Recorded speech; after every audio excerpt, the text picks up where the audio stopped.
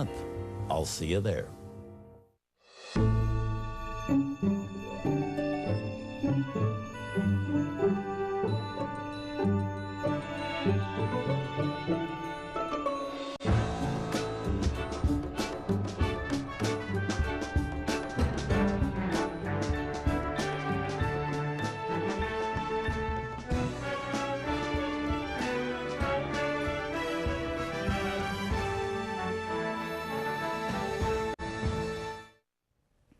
Hi, I'm Robert Osborne.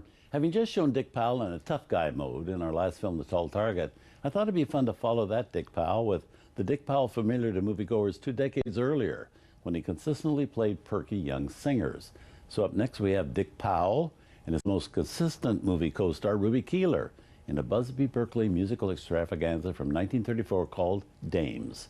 Now that's a title not exactly considered politically correct these days, but it's a pretty fair description of what this movie is all about.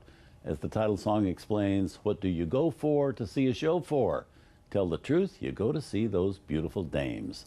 Movie audiences during the Depression era when this film was made certainly did go for the platoon of dishy dames that Busby Berkeley regularly delivered in his movies, with Dick Powell usually very much involved singing to them.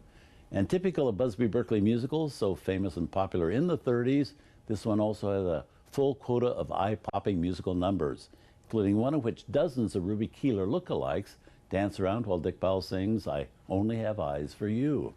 Now, something not quite so apparent is the fact that one of the movie's co-stars, Joan Blondell, was 7 months pregnant during the making of this movie, so Busby Berkeley had to be very creative to cover that fact and keep her figure from showing, which is why she's partially covered by an ironing board in one number.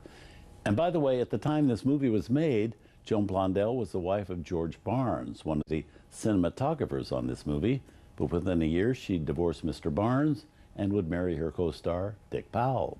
And something else, in case you find the title Dame so demeaning to women that you don't want to stick around, we decided just for this one showing and just between us, we're going to call it something different.